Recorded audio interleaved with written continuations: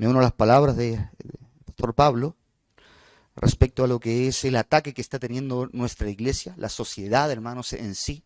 Los matrimonios están siendo atacados. Conocemos también, bueno, de mi parte, conozco también el ataque de algunos hermanos que han estado a punto de divorciarse.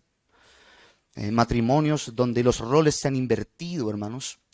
Matrimonios donde realmente reina lo que es la discusión, reina lo que es la carnalidad y reina todo lo que tiene relación con lo que es el mundo, hermanos. Y vemos también que incluso en el mundo protestante, hermanos, en otros países, los mismos matrimonios se están aceptando entre hombre con hombre y mujer con mujer. Y eso es algo que no es como una proyección que tiene una agenda, sino que ya es un hecho, está sucediendo. Están reproduciéndose lo que es matrimonios igualitarios en iglesias protestantes, sobre todo en Alemania, en sectores de Europa. Está sucediendo eso, así que hay un ataque profundo a los matrimonios. También, hermanos, hay un ataque en lo que es esto de ser honestos dentro de lo que es nuestra área de productividad, hermanos, el trabajo. No estamos, como sociedad en sí, siendo personas que tengamos un respeto por aquel que está por sobre nosotros, en un sentido que es nuestros jefes. ¿Sí? Hay robos dentro de lo que es el ámbito laboral. Incluso es posible, hermanos, que hermanos, por la necesidad, a veces son tentados ellos mismos, incurren en pecado y roban. Le roban a sus jefes. Y eso es algo que no debiese ser, pero pasa, hermanos, lamentablemente. Otros también siendo empleados también de empresas, tienden también a lo que es no someterse a lo que puede ser la autoridad también delegada. Los jefes, los patrones, los ingenieros, personas que están ahí con un propósito. Y a veces no existe esa sumisión de parte de la iglesia, en hermanos, en ser también personas obedientes y sumisas a lo que es un patrón. Así que no reflejan bien la gloria de Cristo en su trabajo. Y patrones y amos tampoco. También ellos incluso abusan de lo que puede ser su autoridad y comienzan a explotar a hermanos o gente en general, sociedad, hermanos, en relación a lo que es su dinero. No pagan lo que debiesen pagar, no quieren dar contratos cuando ellos debiesen dar contratos, pasa mucho en Chile, sobre todo con los extranjeros. Ustedes saben que es muy fácil decir, ya bueno, trabaja conmigo, pero mira, así nomás, a la mala, y dentro de todo no te voy a ayudar, y se le dice indirectamente, pero no les ayudan en lo que ellos necesitan para su documentación. Y se aprovechan también de muchas cosas, ¿sí? Bueno, el cristiano que puede tener una empresa puede ser tentado a eso también, a aprovecharse también de su prójimo y aprovecharse incluso también del hermano en la fe en relación a lo que es su vida. Así que es un poco caótico el tema y hay muchas cosas más, hermanos, que están atacando a lo que es la sociedad y que es también la iglesia atacada también, y es necesario que nosotros podamos tener un carácter apropiado en relación a cómo afrontarlas. Tener también esa fuerza y esa vitalidad para poder decir no a lo que es todas estas oposiciones, a lo que es el mostrar buenas obras en medio de este mundo. Y esa revitalización, hermanos, esa energía que necesitamos para tener un carácter correcto y no caer en esos pecados, únicamente proviene de tener un compromiso con el Señor o con la palabra de Dios. Y ser obedientes a los mandamientos de Dios. Ser obediente a un imperativo específico que vamos a estar viendo el día de hoy. Y de esta manera poder afrontar la vida matrimonial, la vida familiar, la vida también de hijos, la vida también de personas que somos empleados en una empresa o que tenemos una empresa y que tenemos personas a cargo. La única manera de hacerlo concretamente para la gloria de Dios es teniendo la energía del Espíritu Santo. Siendo obedientes al Espíritu Santo. Eso es la única manera, hermanos. Probablemente usted puede hacerlo mecánicamente sin pensar en lo que es obedecer la palabra de Dios y puede resultar algo bueno, pero es algo que se va a extinguir rápidamente. Por eso personas que pueden obrar correctamente y justamente sin hacer la voluntad de Dios, sin considerar lo que es el Espíritu Santo de Dios en su mover, obviamente va a ser algo que puede ser similar a la paja. Pronto ya estará lista para la quema y no un trigo que nuevamente tiene un proceso para alimentar a otros. Así que yo quiero que usted vaya ya, hermanos, a Efesios. Vamos a ver ahí esta hermosa carta del apóstol Pablo a los Efesios, una carta que habla bastante de lo que es la iglesia de Dios, habla también de lo que es el cuerpo de Cristo, esa unidad también que debe tener, esa pared también que ha sido ya destruida para que haya unidad entre judíos y gentiles. Esta hermosa carta que habla también de lo que es esa armadura de Dios, da también bastantes enseñanzas para poder afrontar también la vida en este mundo y la vida en la iglesia. El capítulo 5, hermanos, versículos 7 y 18, vamos a estar viendo hoy día, dice: por tanto, no seáis insensatos, sino entendidos de cuál sea la voluntad del Señor. No os embriaguéis con vino, en lo cual hay disolución. Antes bien, sed llenos del Espíritu.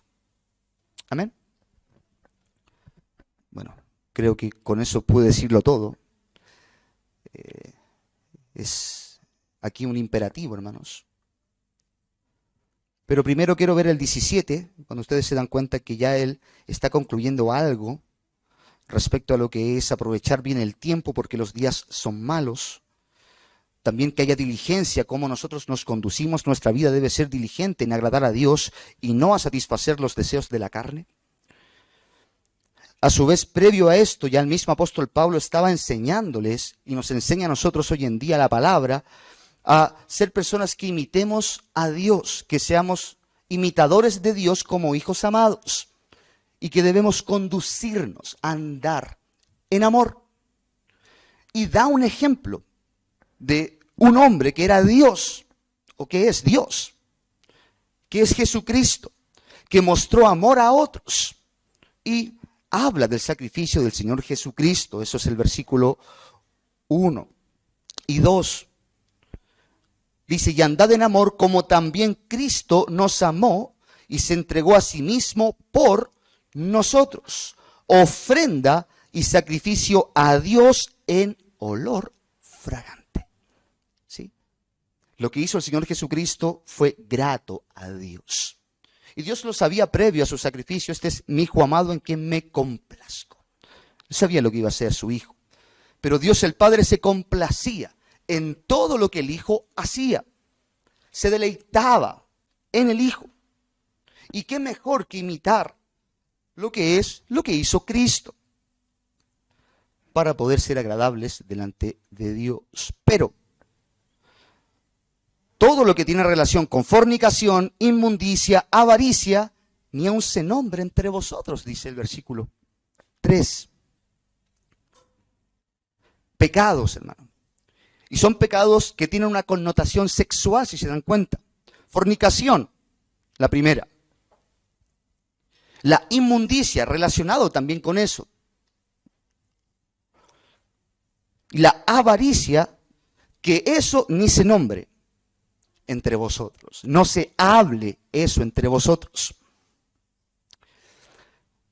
Hermanos, la iglesia en el tiempo del apóstol Pablo y que se escribió esta carta, era tentada a volver a los ritos de lo que es la veneración y adoración de Diana de los Efesios.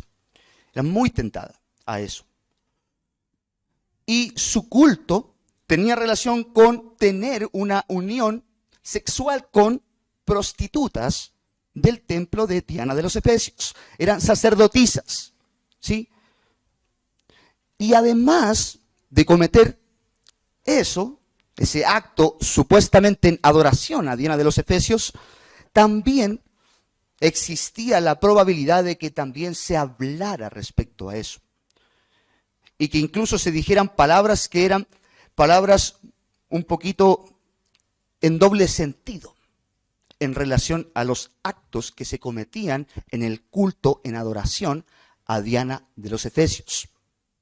Por eso, que habla después respecto a eso, que ni palabras deshonestas, ni necedades, ni truhanerías, que son como estas palabras también que tienen relación a lo que es un lenguaje obsceno, pero también hay connotaciones de humor obsceno, ¿sí? Leyendo a Barclay, este hermano, obviamente tiene cosas buenas y malas, pero este hermano señalaba de que el hablar estas inmundicias da pie a que tú tomes un poco a la ligera lo que es eso que se dicen y al final terminas cometiendo pecados en relación al humor obsceno. ¿Sí? Ustedes conocen Chile, no sé si está aún, es un programa que daban en Mega, Quique Morandé, por ejemplo, no sé si lo conocen. Es bastante burdo, hermanos. Un humor muy obsceno. Y detrás de eso está aquellos que lo ven y que son también incitados a hacer esas cosas a manera de humorada, pues. Pero en realidad es un pecado muy grave, ¿sí? Es un pecado muy, muy grave. Es el pecado que ataca al matrimonio. Por eso creo yo, hermanos, que Pablo después, en el mismo 5, quiere fortalecer el matrimonio. Quiere decirle al varón que cumpla su rol como debe cumplirlo. Y nuevamente señala lo que es el sacrificio de Cristo. Primero lo señala acá a modo de ejemplo, que eso fue agradable a Dios. Tú, como varón, encargado de tu casa, tú sé agradable a Dios como siendo como Cristo, amando a tu esposa como Cristo la amó, entregándose a sí mismo por ella. Eso que hizo Cristo por su iglesia fue agradable a Dios. Así compórtate tú, varón, esposo, con tu esposa. Sea agradable a Dios. Vas a estar imitando a Cristo. ¿Sí? Bueno, volviendo acá a esto, Pablo quiere atacar de raíz todo esto y obviamente dice drásticamente cada uno de esos pecados y él no quiere que eso suceda y que se hable en la iglesia. Después habla de los practicantes, porque sabéis esto, que ningún fornicario o inmundo o avaro, todos los que practican los pecados que ya vimos, que es idólatra, tiene herencia en el reino de Cristo. Nadie os engañe con palabras vanas, porque por estas cosas viene la ira de Dios sobre los hijos de desobediencia. ¿Sí? Nadie os engañe. Algunos señalan ahí que aquí también Pablo estaba siendo preventivo en relación a lo que podía ser el gnosticismo. Personas también que consideraban el espíritu bueno y el cuerpo malo. Y obviamente puedes hacer lo que tú quieras con tu cuerpo, pero el espíritu aún así va a ser redimido, irá al cielo. La temática general en el Efesio no es eso, del gnosticismo, pero en sí estaba siendo preventivo Pablo para que nadie les engañe respecto a lo que son algunos actos que le desagradan a Dios. Todos los que los cometen no han heredado el reino de Dios y de Cristo. No son hijos del Señor. Versículo 7, no seáis pues partícipes con ellos, porque en otro tiempo erais tinieblas, mas ahora sois luz en el Señor. Andad como hijos de luz. Y después, porque el fruto de Fos, el Espíritu aquí dice, pero es en toda bondad, justicia y verdad, comprobando lo que es agradable al Señor. Y no participéis en las obras infructuosas de las tinieblas, sino más bien reprendedlas. Nuevamente hay un contraste ahí. Porque vergonzoso es aún hablar de lo que ellos hacen en secreto. Mas todas las cosas, cuando son puestas en evidencia por la luz, son hechas manifiestas, porque la luz es la que lo manifiesta todo. Por lo cual dice, despiértate tú que duermes y levántate de los muertos y te alumbrará Cristo. Mirad pues con diligencia cómo andéis, no como necios, sino como sabios. Ya está claro, si tú te manejas de esa manera, estás siendo un necio que no considera a Dios. No está Dios en el lugar prioritario de tu vida. No seas necio. Eso es un necio, hermanos. El necio puede decir en su corazón, no hay Dios. Por lo tanto, hace lo que le viene en gana, hermanos. Vive una vida descontrolada. Por lo tanto, debemos diligentemente ser personas que andemos como los sabios y no como los necios que no consideran a Dios, no consideran su palabra, sus preceptos, sus imperativos, su gloria, su grandeza, su santidad. No debemos ser como los necios, sino debemos ser sabios. Y además debemos aprovechar bien el tiempo, conduciéndonos sabiamente. Debemos ser personas que aprovechemos el tiempo de oportunidad, esa oportunidad para poder glorificar a Dios en lo que es nuestra constante o nuestro constante deseo de ser sabios delante de Dios por la palabra.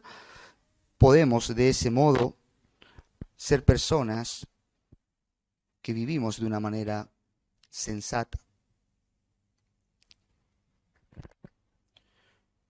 Bueno, también dice, porque los días son malos. Esa oportunidad, hermanos. Bueno, es un poco raro aquí, porque dice, porque los días son malos. Es como extraño. Como poder decir, mira, hoy día está excelente el día para evangelizar. Mira a la gente, aprovéchalo. Está muy bueno el día para evangelizarlo. Aprovecha eso. Pero aquí no es. Son malos, bueno, aprovecha. Aprovecha tu tiempo en los días malos. Bueno, aquí dice porque los días son malos. Y netamente esos días malos tienen las connotaciones de los pecados que ya vimos y más. Aprovechando bien el tiempo porque los días son malos. Y ahí entra el pasaje que leímos, que es de la predicación de hoy. Por tanto, dice, concluyendo, no seáis insensatos, ¿sí? Tardos en lo que es la comprensión de las cosas que agradan a Dios, tardos en lo que es el ser también reprendidos por Dios. Sino, y nuevamente ese sino, entendidos de cuál sea la voluntad de Dios. Quiero hacer un paréntesis acá. La semana pasada esta semana vi la predicación de Coy, de la gloria de Dios. Y yo dije, wow, esa pasión que tiene Francisco, yo la perdí, decía. La perdí. De hecho, me han escuchado predicar y yo predicaba de una manera diferente, un tono de voz, así como el hermano, que es excelente. Me encanta ese tipo de predicación. Pero en el caso mío comencé a reducir un poco mi homilética y a concentrarme un poco más a que los hermanos de mi iglesia entiendan la palabra de Dios. La entiendan. Porque si la entienden, van a practicarla. Sí o sí. Y yo hice la prueba. Hace unas semanas atrás prediqué de la venida del Señor en mi iglesia. El Señor viene, hermano. Amén, amén. Y cuando comencé a explicarlo, como que los amenes bajaron. Como que empezaron a desinflarse los hermanos. Pero el Señor viene. Amén. El Señor viene. Y parece que la pasión a ellos les prende, pero por un momento. Pues.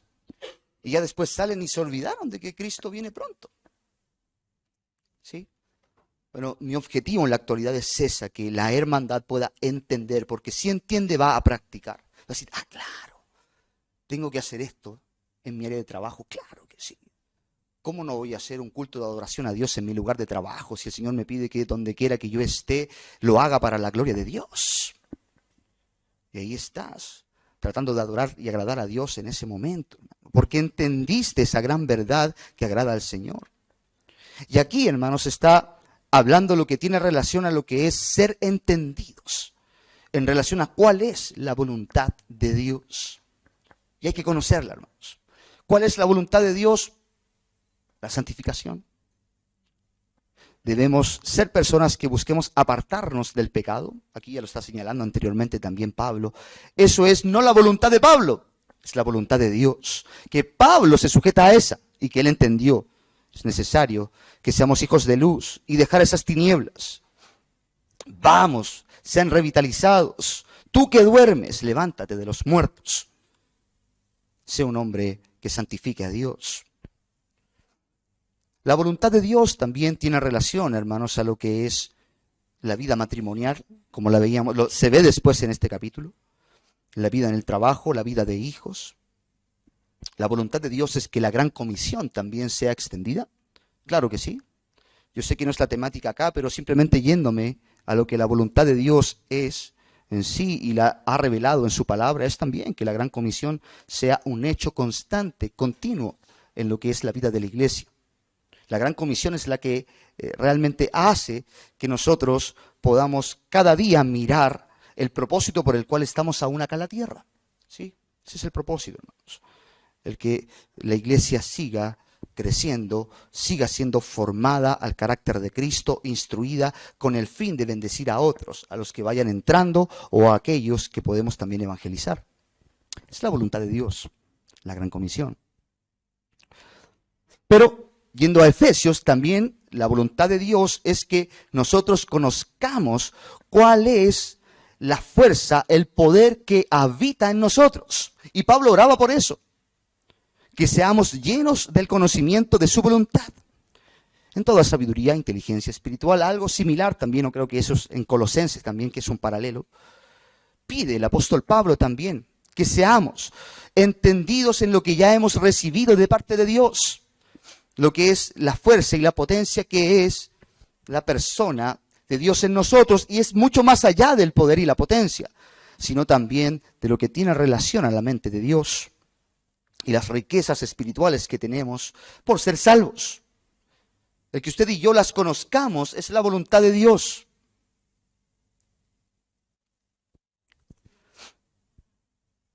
Y la voluntad de Dios también tiene relación a luchas que quizás podemos tener, pero la voluntad de Dios es que nosotros salgamos bien de esas luchas. ¿Sí? Por algo están las pruebas también que el Señor nos pone. Hay pruebas. ¿Sí? Y claro, la iglesia también tenía esa tentación, o quizás un grupo o algunos, de retomar los cultos paganos, el cual involucraban todos estos ritos sexuales, pero también la energía para cometer tales ritos probablemente también haya sido la embriaguez, la borrachera. De hecho, la borrachera produce lo que es el descontrol de todo lo que tiene relación a la obediencia a la palabra de Dios. La parte moral, la borrachera, hermanos, te lleva a cometer actos que incluso son aberrantes y penados por la ley de Dios. Hay borrachos que se han acostado con sus hijas. ¿Puede creer eso, hermano? Borrachos se han acostado con sus hijas. Y eso es terrible. Y eso pasó en la Biblia, hermanos. Eso no es algo de una noticia que yo escuché o leí. En la Biblia usted ve a un borracho. Bueno, en este caso una persona que se embriagó. En sí, no puedo decir yo que constantemente Noé era un tipo que siguió emborrachándose, no, porque la Biblia no me lo dice. No puedo yo decir que él era practicante de la borrachera. Pero sí que se embriagó en ese momento, se embriagó. O sea, estamos hablando perdón, no es Noé, discúlpeme. Gracias por la corrección, es Lot. Sí, Lot.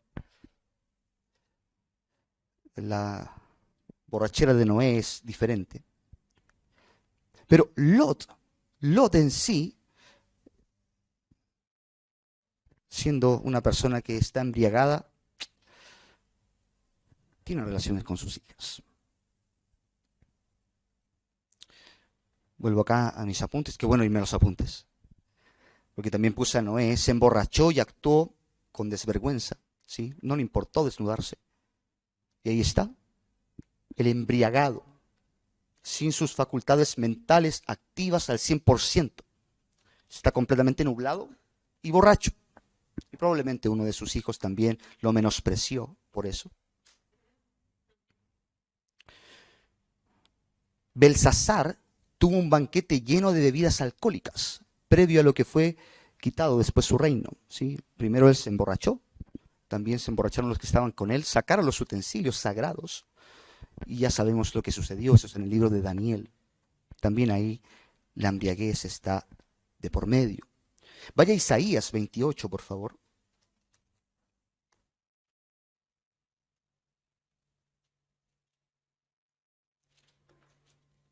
Isaías capítulo 28.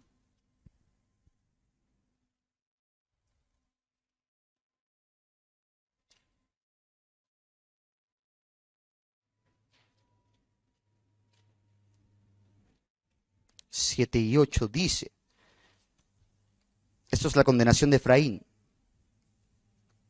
pero también estos erraron con el vino y con sidra se entontecieron. El sacerdote y el profeta, hermanos, aquí no estamos hablando del pueblo en sí, a modo general, como le llaman algunos los laicos, no ocupo esa palabra, pero algo así puedo señalarlo, sino aquí está hablando de los líderes, en un sentido, profetas y sacerdotes. Ellos erraron y se entontecieron. El sacerdote y el profeta erraron con sidra. Fueron trastornados por el vino. Se aturdieron con la sidra. Erraron en la visión, tropezaron en el juicio. Porque toda mesa llena de vómito y suciedad hasta no haber lugar limpio. Bueno, eso pasó también con líderes de la nación de Israel. Proverbios 23, en relación a lo que es la borrachera. Este es un proverbio que puede servir de base para las adicciones. ¿Sí? Proverbios 23, 29.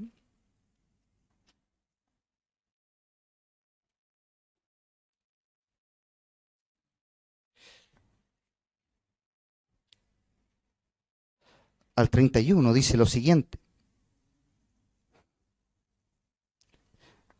¿Para quién será el ay, o esa expresión de juicio?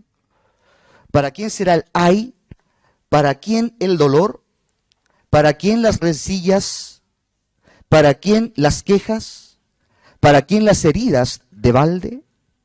¿Para quién lo amoratado de los ojos? ¿Se han visto que en la embriaguez hay peleas entre borrachos? Y se sienten más valientes, pues. Creo que hay una energía ahí que ya ellos se despojan del miedo, son más sociales, pero también les gusta sociabilizar mal y llegan a los golpes. ¿Sí? ¿Para quién lo amorotanado de los ojos morados, hermano? ¿Para quién las heridas de balde? Para los que se detienen mucho en el vino, para los que van buscando la mistura. No mires el vino cuando rojea, cuando resplandece su color en la copa, se entra suavemente, mas al fin como serpiente morderá y como áspid dará dolor. Tus ojos mirarán cosas extrañas y tu corazón hablará perversidades. Serás como el que yace en medio del mar, o como el que está en la punta de un mastelero. Y dirás, me hirieron, mas no me dolió. Me azotaron, mas no lo sentí. Cuando despertare, aún lo volveré a buscar. Después de pasar todo eso, que es vergonzoso, hermanos, la expresión de él, después cuando despierta, es, voy a ir otra vez. Voy a la botica otra vez.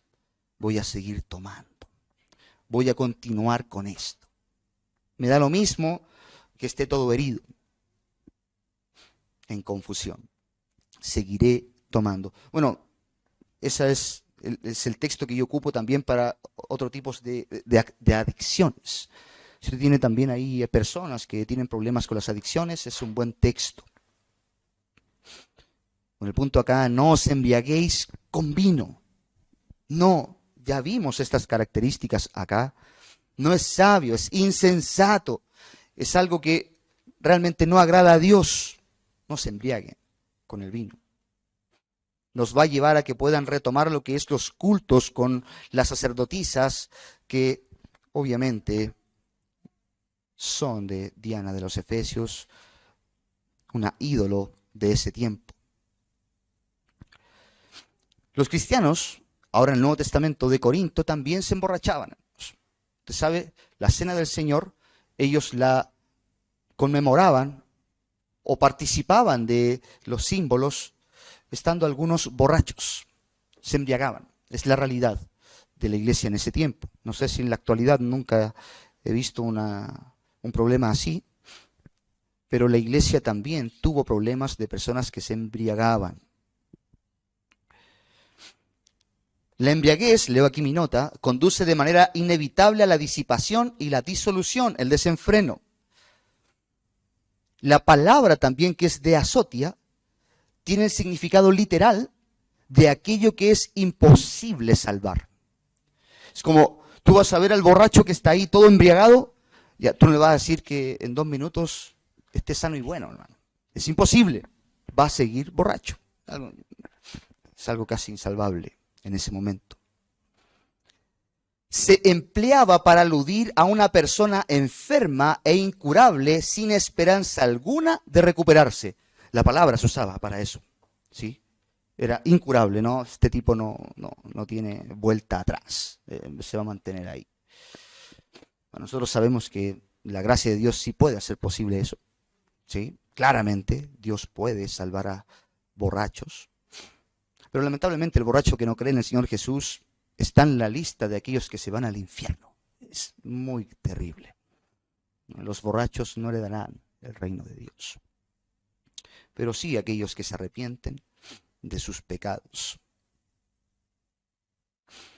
Un borracho también es una persona que vive una vida laxa, flojo, es falto de fuerza, el músculo también, es medio dejado, pues, es medio perezoso.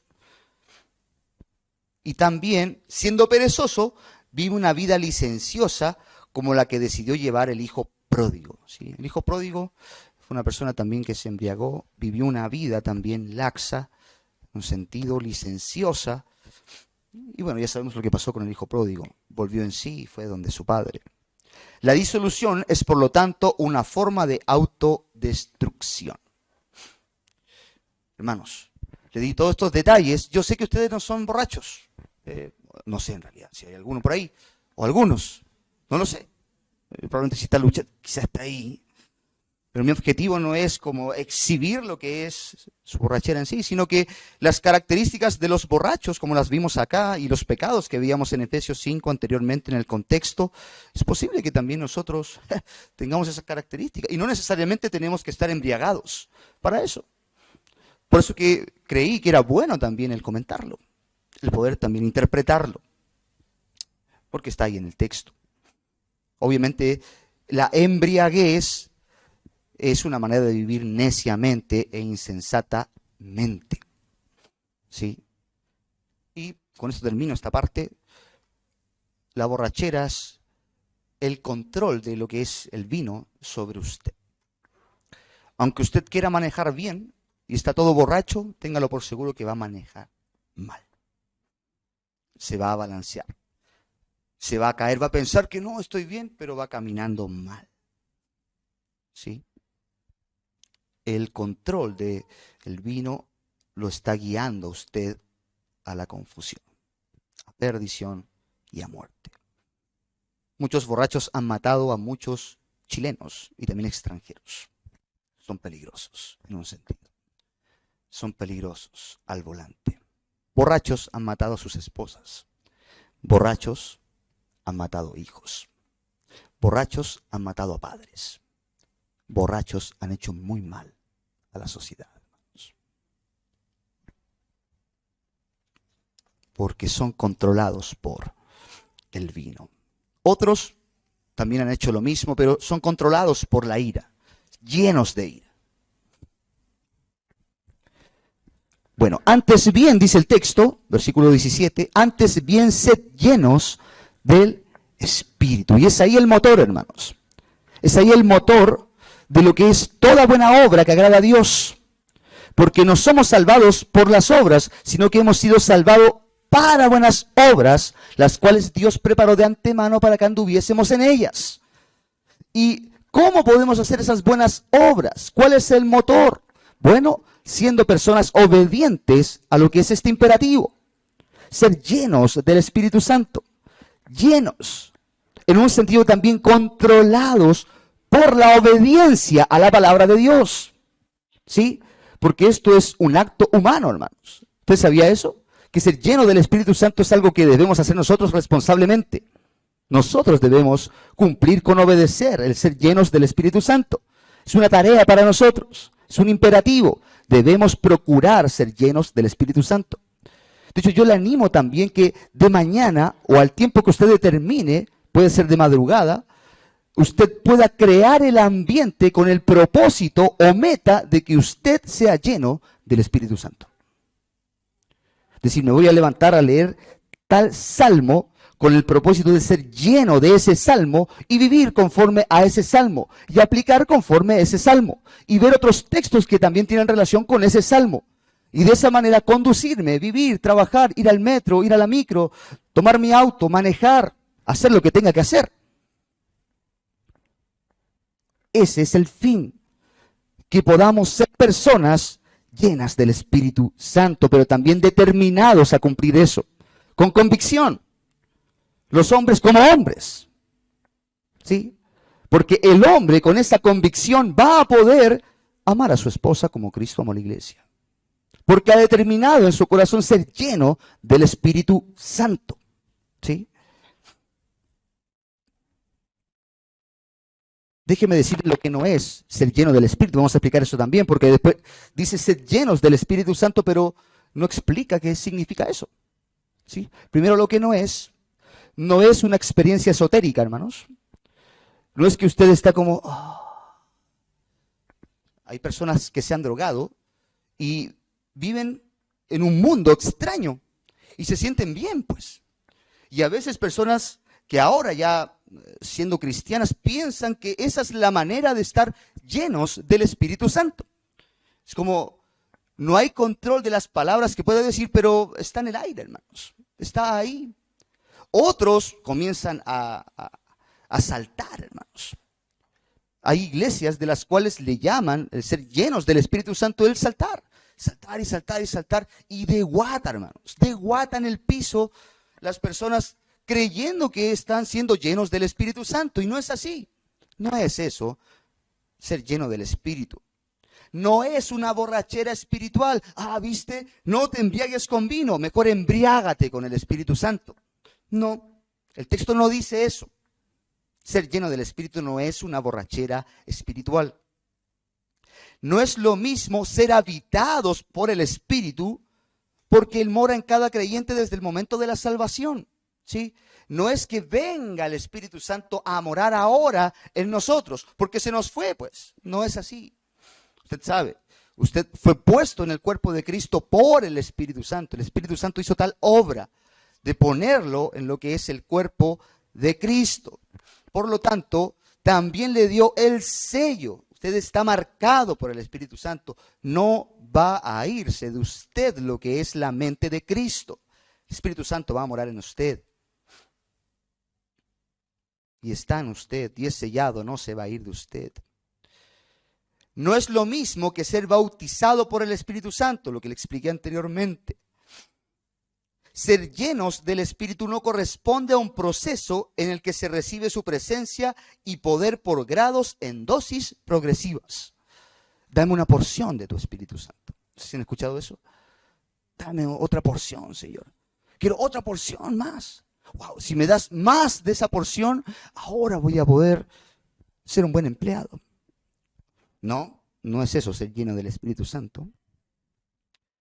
Por último, La llenura del Espíritu no es lo mismo que ser sellado, y eso lo expliqué y asegurado por Él. Eso no es ser lleno del Espíritu Santo, hermanos. Ser llenos del Espíritu Santo, hermanos, tiene relación con lo que es el que nosotros dejemos, porque es un pasivo, déjense ser llenados por el Espíritu Santo. Y nuestra actividad es que dejemos que la palabra sea la que constantemente tome el lugar correspondiente en nuestra mente y nuestro corazón, y de esa manera vivamos, de esa manera decidamos, de esa manera nos conduzcamos. ¿Sí? Colosenses habla de lo que es ser lleno de la palabra de Dios. Vaya ya a Colosenses.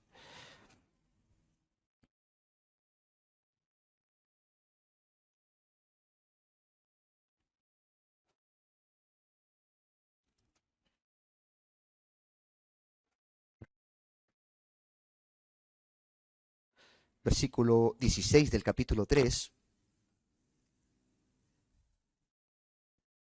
Dice: la palabra de Cristo more en abundancia en vosotros, enseñándoos y exhortándoos unos a otros en toda sabiduría, cantando con gracia en vuestros corazones al Señor con salmos e himnos y cánticos espirituales.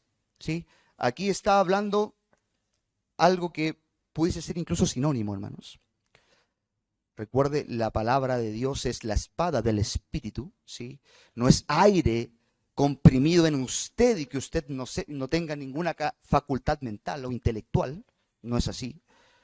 El Espíritu Santo mora en usted, pero sabemos que ese es de manifiesto cuando está constantemente en esa unidad con la palabra de Dios. Y esa palabra es la que hace que nosotros, al obedecerla, vaya llevándonos a lo que es una conducción que agrada a nuestro Dios. En este caso, el culto, si se dieron cuenta. Salmos, himnos y cánticos espirituales, ¿verdad? Eso es un culto controlado por el Espíritu Santo. Personas que alaban a Dios bíblicamente, que adoran a Dios bíblicamente. Todo lo contrario a lo que es los cultos a Diana de los Efesios.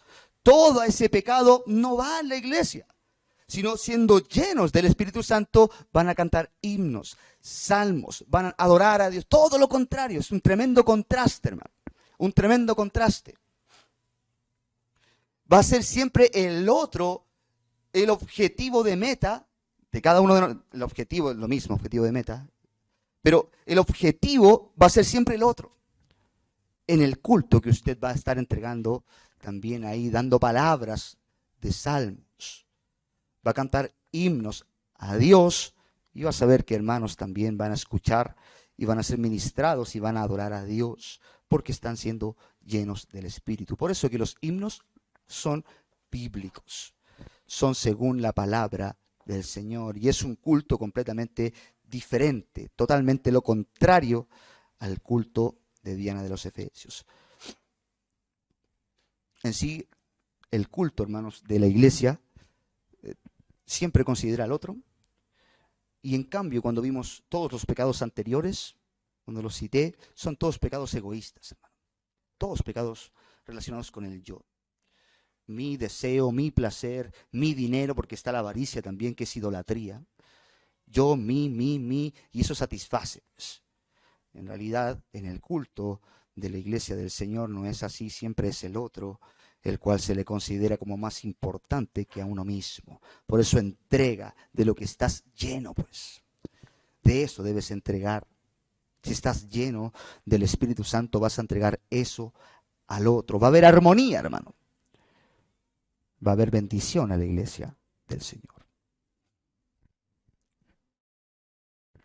¿Sí?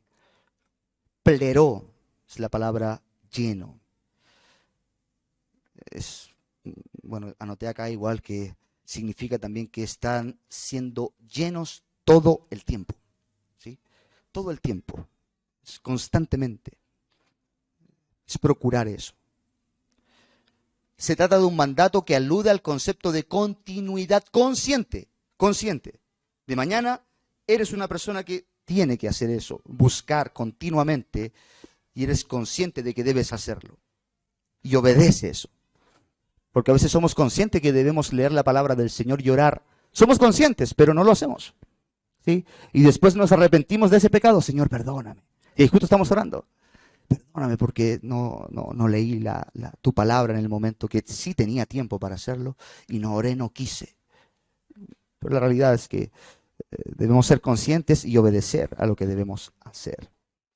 Ser llenos del Espíritu Santo no es una opción, hermanos, para los creyentes, sino un mandato. Ningún cristiano puede cumplir la voluntad de Dios para su vida si no está lleno de su Espíritu. ¿Sí? No podemos cumplir la voluntad de Dios si no estamos llenos del Espíritu Santo. Si no obedecemos este mandato, no podemos obedecer cualquier otro, fuera del mandato dado a los incrédulos para que depositen su confianza en Cristo para su salvación.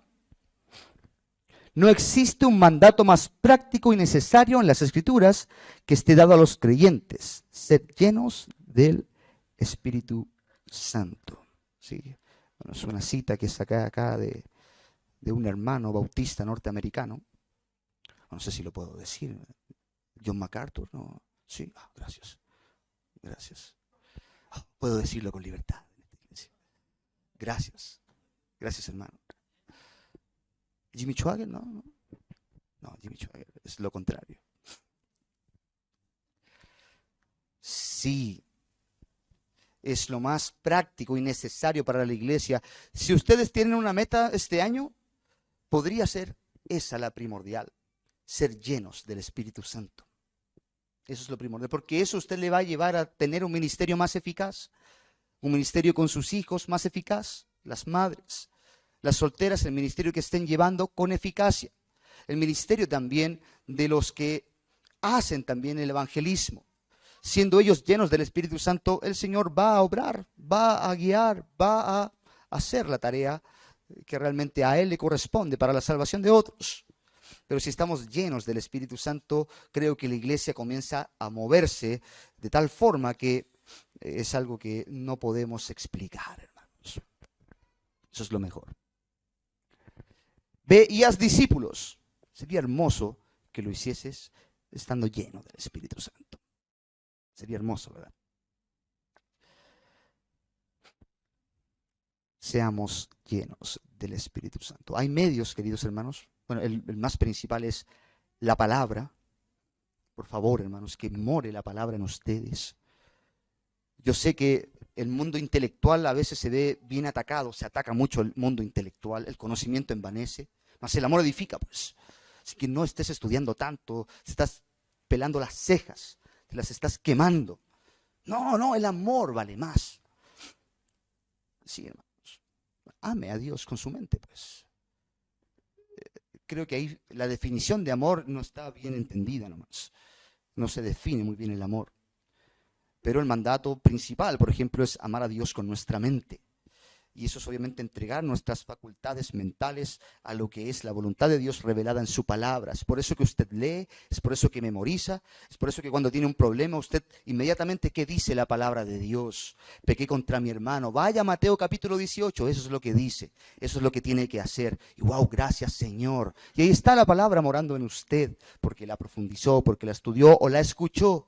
Si a veces no encuentra cuál es el pasaje apropiado para lo que es la solución a un problema, de algún pecado, entiende que hay personas que trabajan con la palabra de Dios y puede acercarse libremente a ellos. Pueden ser pastores, líderes o hermanos piadosos o hermanas piadosas. ¿Sí? No es algo exclusivo para pastores, es algo también que se da a hermanos sabios. Es el caso mío, por ejemplo. Yo no soy pastor, pero hermanos se han acercado para poder tocar temas de los cuales no hayan una solución respecto a lo que es algún pecado. Y ahí yo con miedo y temor, temblando, pero obviamente firme en mi cara, por dentro igual está el temor, pero firme en mi cara, les abro la palabra de Dios y les digo, esto es lo que se tiene que hacer, hermano. Esto es. Y que la palabra de Dios ministre sus vidas y que ellos puedan procurar lo que yo estoy procurando, ser llenos de la palabra de Dios. Y entrego de lo que estoy abundando, pues. Así que le animo a eso. No es malo estudiar la palabra de Dios, profundizar, meditar, incluso en algunos momentos hacerle preguntas a los pasajes. ¿Y por qué, Señor, mataste a estos hombres? ¿Por qué acá aparece que tal pueblo iba a ser destruido totalmente? ¿Qué tenías planeado con eso? Si eres un Dios de amor, es la pregunta existencial. Pues. Los ateos nos atacan con eso. ¿Por qué mataste a los enemigos de Israel y a todos y que sus hijos sean azotados? Wow. Bueno, no quiero resolver eso ahora acá, pero el tema es que puede hacerle preguntas, tenga la libertad, hágale preguntas al texto y vea que el Espíritu que mora en usted le va a dar la orientación, la guía para poder ser iluminados por Dios. Además de eso, practique una vida de devoción a Dios. Ore al Señor. Ore. ¿Sí? Ese es un medio que le va a impulsar a usted a abrir la Escritura. Ora al Señor. Señor, por favor, dame claridad, dame entendimiento y viviré, decía el salmista. Dame también lo que es la luz que necesito para entender estos pasajes. Es un poco complejo. Ayúdame, oh Dios, en mi vida espiritual. Ayúdame, oh Dios, en cuanto a mi mente. Por favor, quita de mí el afán. Ayúdame a quitar el afán. ¿Qué dice la palabra de Dios respecto al afán? No os afanéis por el día de mañana. ¿Qué comeréis o qué beberéis o qué vestiréis? Bueno, ten la confianza, la fe de que si los pájaros son alimentados, ustedes también van a ser alimentados. Y eso genera una convicción del conocimiento de la palabra de Dios para tener también una convicción ahora a la vida. Para mañana no tengo que comer. Pero tienes una convicción. Y decir, bueno, tengo estas manos para trabajar. Y usted va y trabaja. Hermano, soy mecánico, ¿te puedo arreglar la rueda si quieres? Dale. Y tienes la actitud en un momento de crisis. Pero porque estaba ahí, obviamente, esa palabra que se vino a tu mente y que claramente tú entendiste tu debilidad y oraste pidiéndole al Señor una guía para resolver algunas cosas. Ore, es muy importante. Una oración también que agrada al Señor. Una oración no preparada, pues no va a estar usted preparando un bosquejo para orar, sino que sí, obviamente, conociendo a Dios, lo que conoce de Dios, usted se presenta delante de Dios en reverencia y en oración y le pide a Dios en humildad y humillación. Tercero, haga algo con la palabra de Dios, que puede ser, y esto digo a modo dinámico, práctico o didáctico. Si puede, escriba la palabra de Dios. Escríbala. Usted ve un texto, yo estoy haciendo eso en Proverbios. Leo los Proverbios y los que me llaman la atención no los destaco, los escribo. ¿Sí? Y estoy haciendo eso, es una buena tarea, me ha ayudado. Y todos esos que he destacado, he tratado de, esta mi hija por ahí tiene 2 años, de explicárselos a ella. No me entiende, obviamente, como yo lo puedo entender ahora, pero me sirve, pues. Esto es. Y cuando me entienda, va a ser bueno. Qué bueno. Hágalo. Escriba la palabra de Dios y le va a ayudar también ahí a memorizar más y a abundar más en su mente. Hágalo. Los israelitas procuraban también, hermanos, en algo didáctico, colocar la palabra de Dios en las paredes. Y eso es interesante porque en las paredes uno ve, yo he visitado casas con textos bíblicos y como conocemos la palabra del Señor, lo leo y lo leo. Es un pasaje bien cortito, pero me hace pensar, pues. Me hace pensar en la palabra de Dios, porque es la palabra de Dios, pues, hermano. Es poderosa, es gloriosa, es sublime la palabra de Dios. Por lo tanto, si está ahí un texto, cualquiera que sea, va a ministrar también a la visita, o usted va a ser recordado de algo en un cuadro en el cual está la palabra de Dios. Eso ayuda, contribuye a ser lleno del Espíritu Santo. Lo que va a hacer más efectivo que usted lo obedezca. Eso va a ser muy efectivo para su llenura espiritual. Eso. 3 cosas que son bien importantes. Estudie, profundice, medite. Ore también al Señor por sabiduría, por iluminación y a la vez también haga algo didáctico con la palabra del Señor. ¿Va a tener buenos frutos? Sí. Frutos que obviamente van a llevarle a tomar buenas decisiones. ¿En qué? y lo repito nuevamente, en su matrimonio, porque es el contexto de Efesios posterior. Lleve un buen culto, diga salmos, sea agradecido, habla palabras que agradan al Señor, no palabras truanerías, como vimos, esas palabras que no tienen nada que ver con la persona de Dios, que son inmundas, sino palabras buenas. Y en esa esfera va usted a ser un buen esposo, usted una buena esposa sujeta a su marido, el esposo va a amar a su esposa, va a solidificar el matrimonio por medio de lo que es la abundancia de la palabra en su vida, de Cristo también, en el objetivo que Él tuvo, que sea nuestra meta también, el sacrificio también por nuestras esposas. Si somos hijos, vamos a ser personas que vamos a poder cumplir en obediencia lo que es el mandato de ser obedientes a nuestros padres, ¿sí?